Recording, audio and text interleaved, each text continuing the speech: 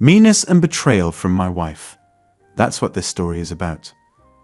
Have you ever had one of those moments where your entire world shifts on its axis, and suddenly everything you thought you knew turns out to be built on quicksand? That happened to me on what started as the most ordinary Tuesday in April. The sky was that perfect spring blue you get in Virginia, my presentation at work had gone well, and I was thinking about whether to grill some steaks for dinner. You know, normal stuff. The kind of normal that you don't appreciate until it's gone. I pulled into our driveway around 6:30, noticing that Susan's car was already there. That was unusual. My wife typically worked later than me at Preston Associates, where she'd been climbing the corporate ladder in accounting for the past 8 years. I still remember the day she got that job. We'd gone out to celebrate at that little Italian place downtown, the one that closed last year. She'd been so excited, talking about her career goals, her 5-year plan. Looking back, I guess her plans changed somewhere along the way. They just didn't include telling me about it. The garage door hummed open, and I parked next to her white Audi. A splurge from her last promotion that she justified by saying it was important to project success in her position. The car payment ate into our savings for the beach house we'd been dreaming about, but I'd supported her decision. That's what marriage is about, right? Supporting each other's dreams, being a team. Walking into the house, I caught the scent of Susan's expensive perfume. The one she'd started wearing recently that smelled like jasmine and something else I could never quite identify. The house was quiet except for the soft hum of the ceiling fan in our living room and the faint ticking of the antique clock her grandmother had given us as a wedding present. "Susan?" I called out, dropping my keys in the ceramic bowl by the door. Another wedding gift, this one from my sister Karen. "In the kitchen, Matt." Her voice had that careful tone that immediately set off warning bells in my head. After 15 years of marriage, you learn to read the subtle shifts in your partner's voice. This wasn't her normal, had a rough day at work voice or her, "we need to talk about the credit card bill" voice. This was something new. I found her sitting at our kitchen table, her hands wrapped around a mug of tea she wasn't drinking. She was still in her work clothes.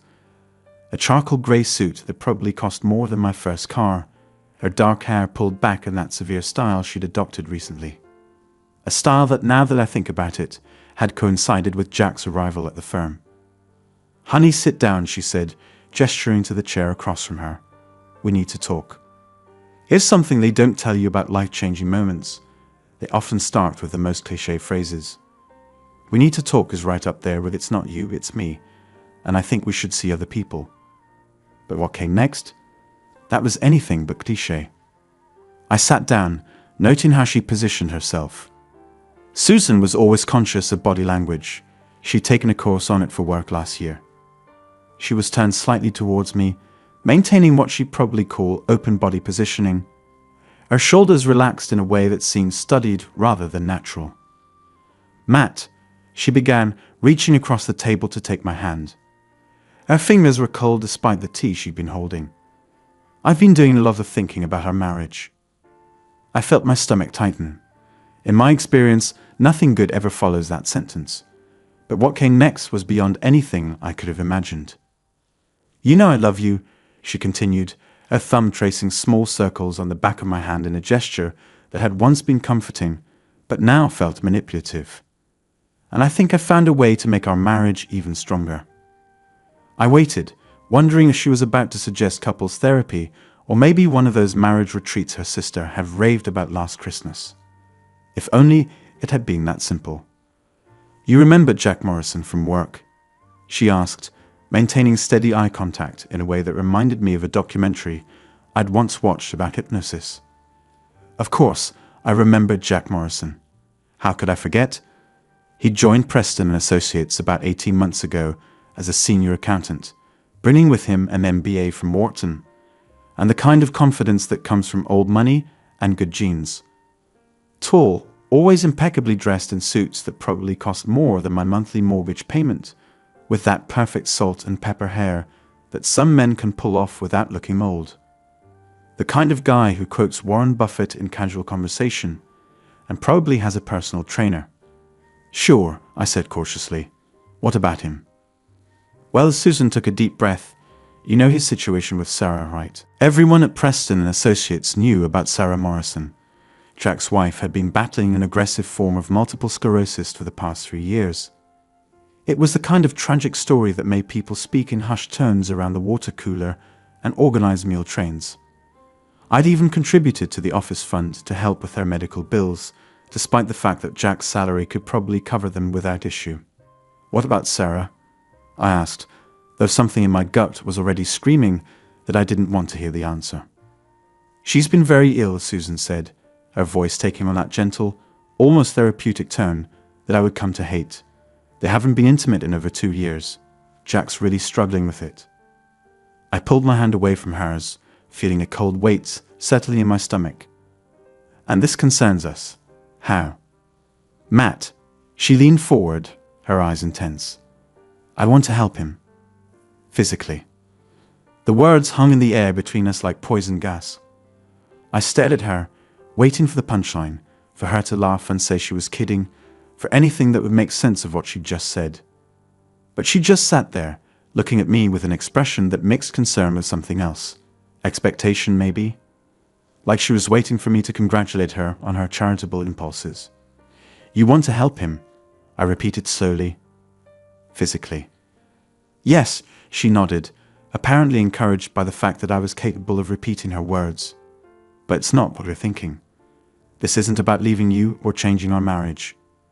In fact, I believe it will make us stronger. I stood up so quickly my chair scraped against the floor with the sound like fingernails on a chalkboard. Stronger? You want to sleep with another man, and you think it will make our marriage stronger.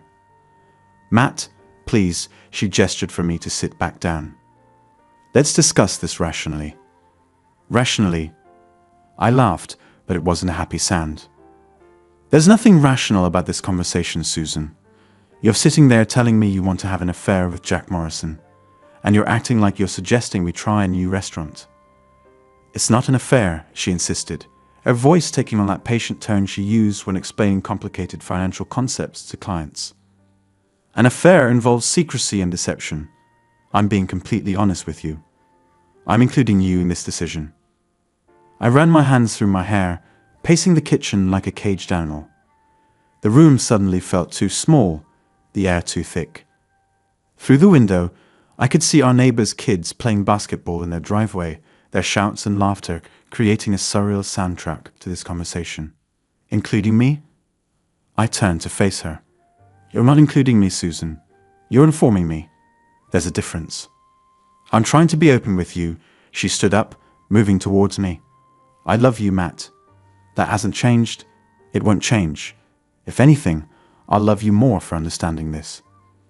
I stepped back, maintaining distance between us. Understanding what? That my wife wants to sleep with another man and expects me to be okay with it. That you think somehow this will improve our marriage? Help me understand, Susan, because right now, none of this makes any sense. She sighed, perching on the edge of the kitchen counter. Marriage doesn't have to be about exclusivity, Matt. Many couples have open relationships. It's about trust, communication, being honest about our needs. Our needs? I felt my voice rising. When did this become our needs? I don't need this. I don't want this. This is about your needs, Susan. Or maybe it's about Jack's needs. But don't pretend this has anything to do with what I need. You're not even trying to understand, she said, disappointment creeping into her voice. This could be an opportunity for us to grow, to expand our understanding of love and commitment. Commitment? I barked out another laugh. Please, explain to me how sleeping with Jack shows commitment to our marriage. I'd love to hear that reasoning. Because I'm choosing to be honest with you, she stepped forward, trying to take my hand again. I moved away. I could have done this behind your back, but I respect you too much for that. I want you to be part of this journey. Part of this journey? I repeated, the words tasting bitter in my mouth. Do you even hear yourself? You're talking about betraying our marriage vows like it's some kind of spiritual awakening. It's not betrayal if you know about it, she insisted. If you agree to it. But I don't agree to it. I shouted, startling both of us. I never shouted. In 15 years of marriage, I could count on one hand the number of times I've raised my voice. I don't agree to this, Susan. I won't agree to this. She crossed her arms, her expression hardening. So you're not even willing to consider it? To have an adult conversation about this? An adult conversation? I grabbed my keys from the bowl. Adults don't ask their spouses for permission to cheat. That's not adult behavior, Susan. That's not any kind of behavior I recognize from the woman I married. Where are you going? She called as I headed for the door. Out, I said. I need some air. I need to not be here right now. I drove aimlessly through the darkening streets of our suburban neighborhood, past the neat rows of houses where people were sitting down to normal family dinners, having normal conversations, living normal lives. My hands were shaking on the steering wheel, and my mind kept replaying Susan's words like a broken record. I want to help him. Physically. Eventually, I found myself pulling into the parking lot of O'Malley's, this old Irish pub where my buddy Mike tends bar on weeknights. The neon beer signs cast a soft glow through the windows, and the familiar smell of stale beer and wing sauce hit me as I walked in. It was early enough that the place was mostly empty. Matt. Mike looked surprised to see me. In 15 years of marriage, I'd never been the guy who hits the bar on a weeknight. You look like you've seen a ghost, buddy. Worse, I said, sliding onto a bar stool. I just found out my wife wants to sleep with another man. For the good of our marriage. Mike stopped wiping the glass he was holding. I told him everything while he poured me a whiskey neat. When I finished, he let out a low whistle. That's messed up, man. What are you going to do? I don't know, I admitted, staring into my drink. What do you do when your whole life turns into a bad joke? Mike leaned in closer, lowering his voice. You know, my sister went through something similar last year. Her husband wanted an open marriage. Turned out he was already seeing someone and was trying to retroactively make it okay. What did she do? Got evidence, lots of it, then took him for everything in the divorce. He slid a business card across the bar. Her lawyer. Guy's expensive, but he's good. I pocketed the card, feeling something shift inside me. Maybe it was the whiskey, or maybe it was just the realization that I couldn't just sit back and watch my marriage implode. Either way, I knew what I had to do. I spent that night on our couch, listening to Susan's quiet movements upstairs as she got ready for bed. Every creak of the floorboards, every running of water through the pipes. Sounds that had once been the comfortable soundtrack of our life together, now felt like nails on a chalkboard. The next morning, I called in sick to work for the first time in 3 years. As soon as Susan left, wearing a new blouse I'd never seen before, I made 2 important calls. The first was to Alan Shapiro, the lawyer Mike had recommended. Shapiro's office was in one of those glossy downtown buildings with a doorman and elevator music. The man himself was nothing like I expected. Instead of a slick divorce shark, he was a grandfatherly type with reading glasses perched on his nose and a bouty that looked like it had seen better days. Mr. Reynolds, he said, gesturing to a leather chair across from his desk. Tell me what brings you here today. I laid out the whole bizarre situation. Susan's proposal, her rationalization, everything. Shapiro listened without interrupting, occasionally making notes on a yellow legal pad. Well, he said finally, I have to say this is a new one. Usually, people come to me after the fact, not before. You're thinking ahead. That's good. So what shall I do? He leaned back in his chair, tapping his pen against the legal pad. Legally speaking, your position would be much stronger with evidence. Not just suspicions or conversations, but concrete proof. In cases like this, documentation is everything. What kind of documentation? Emails, text messages, photos, videos, anything that proves the relationship and her intent. But he held up a warning finger. You have to be careful. There are laws about surveillance and privacy. You can't just go putting cameras everywhere. He spent the next hour explaining what would and wouldn't be admissible in court. By the time I left his office, I had a clear plan and a new sense of purpose. My next stop was a small shop on the outskirts of town called Security Solutions. The sign was faded, and the storefront looked like it hadn't been updated since the 90s, but Mike had sworn by the owner, a former private investigator named Pete. The bell over the door jingled as I walked in, and a voice called from the back, "Be right with you." Pete turned out to be a short, wiry man with sharp eyes and a military-style buzz cut. When I explained my situation, he nodded knowingly. "You'd be surprised how often I hear stories like this," he said, leading me to a display case. "Or maybe you wouldn't given the circumstances. Here's what you're going to need." He set me up with everything. Voice-activated recorders, small enough to hide in the bedroom and car, GPS trackers that could be monitored from my phone, and software to track Susan's digital footprint. It cost more than I wanted to spend, but as Pete said, divorce is expensive. Evidence is priceless. I spent the afternoon setting everything up while Susan was at work. The voice recorder went under our bed, disguised as part of the frame. Another went into her car, tucked beneath the passenger seat. The GPS tracker found a home in her spare tire well. By evening, I had our house wired like a spy movie set. I almost felt guilty about it. Almost. Then I remembered Susan's calm voice saying, "I want to help him." Physically. The evidence started rolling in faster than I expected. That very night, I caught her first phone call with Jack. I told Matt about us. Her voice came through the recorder, slightly muffled but clear enough. He couldn't take it well, but he'll come around. He has to understand this is for the best. Jack's voice was deeper, hesitant. "Are you sure about this, Susan? Maybe we should wait." "No," she said firmly. "I'm tired of waiting. I've booked us a room at the Riverside Hotel for next weekend. Matt will be at his fantasy football draft all day Saturday. It's perfect." Fantasy football draft? I hadn't played in years. The lie stung more than I expected. Not because she was lying, but because she was lying so casually, so easily. How long had this been going on? How many other lies had I missed? The next day, while Susan was at her weekly yoga class, or at least that's where she said she was going, I decided to do some digital digging. Her email password was still our wedding anniversary, 07,152,008, which said something about either her sentimentality or her carelessness. Maybe both. What I found made me sick to my stomach. Dozens of emails between her and Jack, going back months. They started innocently enough.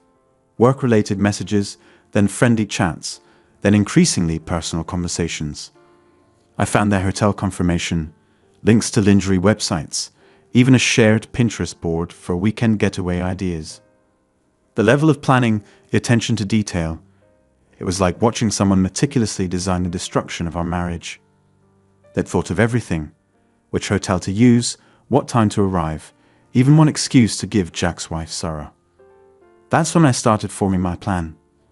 If they wanted to plan everything down to the last detail, well, I could do some planning of my own. First, I booked a room next to theirs for Friday night. Then I went back to Pete for some specialized equipment. High-quality hidden cameras that could be disguised as ordinary objects. But that wasn't enough. I wanted to make their romantic weekend memorable in all the wrong ways. I started with the flowers. Susan hates carnations, absolutely hates them. Says they remind her of funerals. When we first started dating, I made the mistake of buying her carnations once, and she gave me a 30-minute lecture on why they were the laziest choice of flower possible. So naturally, I ordered 24 pink carnations to be delivered to their room at precisely the right moment. The car took some thinking. I wanted something that would get under her skin, something that would make her uncomfortable without tipping my hand. Finally, I settled on, to my fallen wife, "May your conscience be your guide. The truth always comes to light." The florist raised an eyebrow when I dictated the message, but hey, customer service is customer service. Next came the food. Le Petit Jardin was Susan's favorite restaurant, the place she always wanted to go for special occasions. Their 8-course tasting menu was legendary, and so was the price tag. I arranged for the full menu to be delivered to their room, with strict instructions that payment had to be made in full upon delivery. The bill would come to just over $500, and I made sure they knew not to accept a "will pay later" promise. But my masterpiece, that came from an unexpected source. I was venting to Pete about my plans when he mentioned a friend who supplied exotic pets to collectors. "You want to really mess with them?" Pete grinned. "I know a guy who sells Madagascar hissing cockroaches. These aren't your regular kitchen bugs. These things are huge, and they make this hissing sound that'll make your skin crawl." 2 hours and $300 later, I was the proud owner of 20 Madagascar hissing cockroaches, complete with a specially designed container that would open when disturbed. The pet store owner gave me detailed instructions on how to care for them until the weekend, looking at me like I was slightly insane. Maybe I was. The weekend arrived with the speed of a funeral march. I checked into my room at the Riverside Hotel on Friday night, room 418, right next to their love nest in 420. The hotel was one of those upscale places with abstract art in the hallways and those little chocolate mints on the pillows. The kind of place Susan and I used to stay at for our anniversaries. Setting up the surveillance equipment took longer than expected. I wanted everything perfect. Cameras positioned to catch every angle, microphones placed strategically, all feeding back to my laptop. By the time I finished, it was past midnight, and I lay in bed staring at the ceiling, listening to the hum of the air conditioning, and wondering how my life had come to this point. Saturday dawned bright and clear. I ordered room service breakfast. Might as well be comfortable while my marriage imploded, and waited. Susan arrived first, around 2 in the afternoon. Through the cameras, I watched her enter the room, wheeling a small overnight bag. She looked nervous, checking her makeup in the mirror, adjusting her hair. She was wearing a new dress I'd never seen before, dark blue with a pattern of small white flowers. Had she bought it specially for this? Had she been planning this moment while we were still sleeping in the same bed? Jack arrived 20 minutes later, looking like he'd stepped out of a Brooks Brothers catalogue in his casual weekend, wear that probably cost more than my entire wardrobe. He brought wine, an expensive Bordeaux. I could see the label clearly on the camera, and that fake casual confidence of a man trying to pretend he's not about to cheat on his sick wife. They started with awkward small talk, like teenagers at a school dance. Through my headphones, I could hear every word. "You look beautiful," Jack said, pouring the wine. "Thanks," Susan smiled, tucking her hair behind her ear. A nervous gesture I'd seen 1,000 times. "You look nice too." They were just settling into their rhythm when the first delivery arrived. The food from Le Petit Jardin, all 8 courses in elaborate packaging. "I didn't order this," Susan said, confusion evident in her voice. "There must be some mistake," Jack told the delivery guy, a burly man named Marco who had specifically requested, because he looked like he could handle any argument. "No mistake, sir. Order was placed for this room, payment due on delivery. That'll be $527.84, including gratuity." I watched with satisfaction as Jack's face went through a series of expressions: confusion, embarrassment, resignation. He reached for his wallet, trying to maintain his dignity. "Let me help pay," Susan offered, reaching for her purse. No, I've got it," Jack insisted, though I could see him wince as he handed over his credit card. They were just recovering from that when the carnations arrived. 24 pink ones arranged in a funeral-style spray. Susan's face when she saw them was everything I'd hoped for. A mixture of horror and dawning realization. "To my fallen wife, may your conscience be your guide. The truth always comes to light," she read aloud, her voice shaking. "Who would send these?" Jack asked, looking around like he expected someone to jump out of the closet. "I don't know," Susan lied, but I could see her hands trembling as she set the flowers aside. She knew. Maybe not exactly what was happening, but she knew someone knew. The cockroaches were my piece de resistance. I'd had them delivered earlier and hidden in the room's safe, a container designed to open when the safe door did. When Susan went to put away her jewelry, a habit she developed years ago after a hotel theft. All hell broke loose. Her scream could have woken the dead. The cockroaches, happy to be free, scattered everywhere. These weren't your ordinary kitchen roaches. These were massive, prehistoric-looking things that hissed like angry snakes. Jack, trying to be heroic, grabbed a shoe and started swatting at them. But every time he got near one, it would hiss, making him jump back like a startled cat. Susan ended up standing on the bed, screaming and crying, while Jack attempted unsuccessfully to deal with the situation. It was better than any reality TV show I'd ever seen. But here's the thing that really got to me. Even after all that, they still went through with their plans. They ordered room service, paying normal prices this time, drank their wine, and did exactly what they'd come there to do. I recorded all of it, every damning minute. Not because I wanted to watch. God knows I didn't. But because I needed evidence. Concrete, undeniable proof of what my marriage had become. Sunday morning, I was waiting in our kitchen when Susan came home. She tried to act normal, like she'd just had a regular weekend with friends, but I could see the strain around her eyes, the slightly smeared makeup that suggested she'd been crying. "We need to talk," I said, using her words from earlier in the week. "Matt, I know." I cut her off, my voice steady. "This time, I talk, you listen. I know where you were this weekend. I know what you did. And I want you to know that I could never accept this." "You don't understand," she started, tears forming in her eyes. "I'm trying to find myself, to explore who I am. You're being selfish by not letting me do this." I laughed at that, a hollow sound that seemed to bounce off the kitchen walls. Selfish.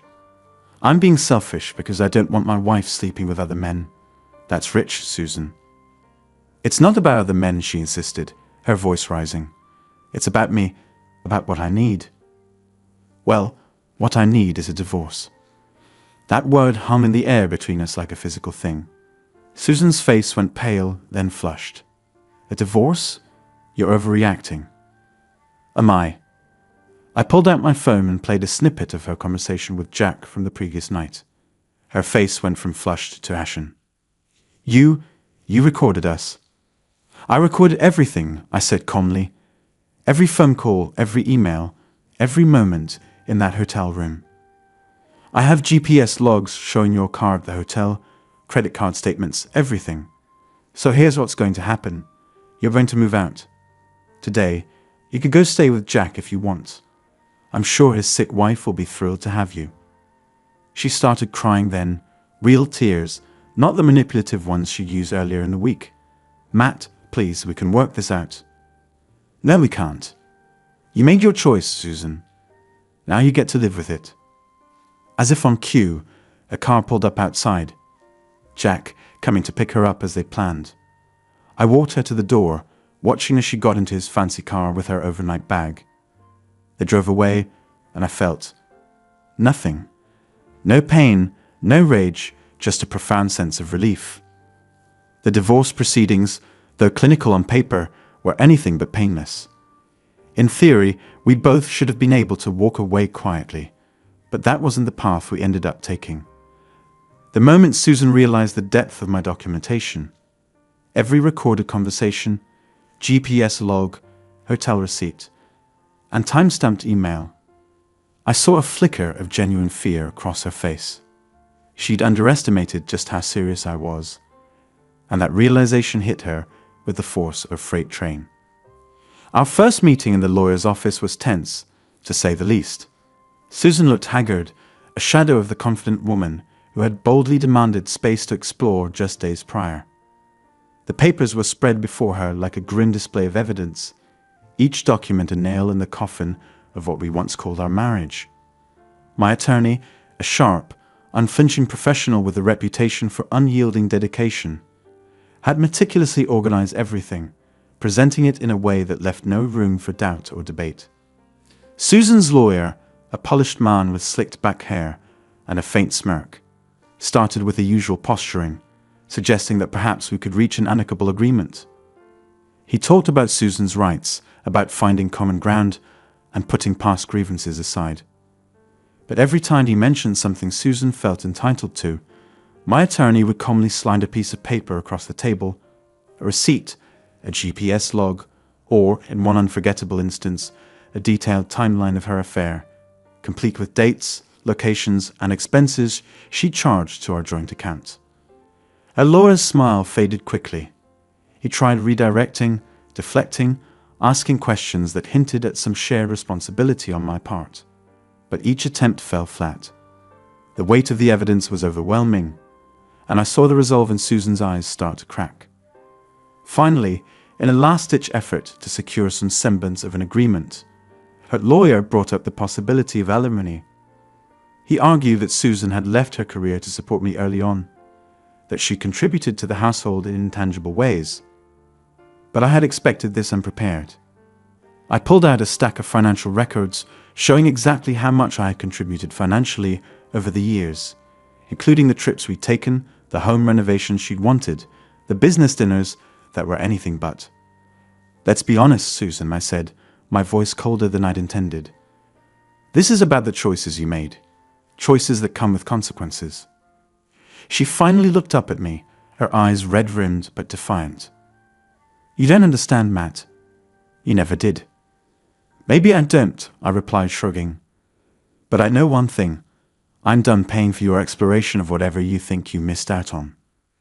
It was in that moment that she seemed to realize just how thoroughly I had planned this. Her lawyer knew it too. His shoulders slumped, and he started gathering his things, signaling a shift. They were done fighting. And that was it. With a few more signatures, the entire ordeal was essentially over, wrapped up faster than even I had anticipated. As for Jack, the fallout was just as swift. It didn't take long for his wife, Sarah, to find out about the affair. Somehow, I suspect one of my documents found its way to her inbox. Perhaps anonymously, perhaps not. From what I heard, she wasted no time confronting Jack. There was no dramatic scene, no opportunity for him to make excuses or explanations. She simply handed him a folder of documents just as damning as the ones I had on Susan. She looked him straight in the eye and told him he had until morning to vacate their home. Jack didn't fare as well as Susan in the aftermath. Sarah's family had deep pockets and powerful connections, and with their help, she secured a legal team that made mine look like amateurs by comparison. Jack, it turned out, was leveraged up to his eyeballs, his wealth tied up in assets Sarah now had a claim to. Within weeks, she had him cornered. He lost their home, half of his investments, and his business connections were rapidly distancing themselves from him. The last I heard, she'd taken nearly everything he owned, leaving him with just enough to cover his mounting legal fees and his reputation in tatters. The divorce settlement with Susan was almost anticlimactic by comparison. Once her lawyer saw the full extent of what I had against her, there was no room for negotiation. She walked away with far less than she'd expected. No alimony, no joint assets, just her personal belongings and the clothes on her back. She looked like she wanted to say something as she gathered her things for the last time. But I turned away, unwilling to hear whatever last-ditch rationalization she might have come up with. It was over. In the weeks that followed, I could feel a weight lifting, as if each step I took away from Susan, and the chaos of our marriage made me lighter. Friends and family who'd watched the ordeal from the sidelines reached out, many of them admitting that they'd seen signs long before I had. And while the betrayal stung, there was a strange satisfaction in knowing that justice, however small, had been served. Susan moved in with Jack, but that lasted about as long as you'd expect for a relationship built on lies and betrayal. 6 months later, I heard she'd taken a job in Chicago. Jack left the firm too, heading to some startup in Silicon Valley. I got promoted to his old position. Funny how life works sometimes. These days I'm doing pretty well. The new house is smaller, but it's mine, free and clear. I've started dating again cautiously. And I've learned some important lessons about love, trust, and the strategic deployment of Madagascar hissing cockroaches. You know what they say about karma? Sometimes it needs a little help.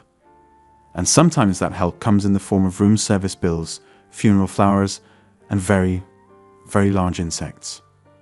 But the biggest lesson I learned, the truth always comes out. Always. Whether it's through careful planning and surveillance, or just the natural way lies tend to unravel, the truth finds its way to the surface. Susan wanted to find herself. Well, I hope she did. I found myself too. Turns out I'm stronger than I thought. Looking back now, I realize that Susan did make our marriage stronger, just not in the way she intended. She made me stronger by showing me what I wouldn't tolerate, what I didn't deserve. Sometimes the best thing that can happen to you looks like the worst thing at first. And those cockroaches. Pete let me keep them as pets. They live in a terrarium in my home office now. I named them all Susan.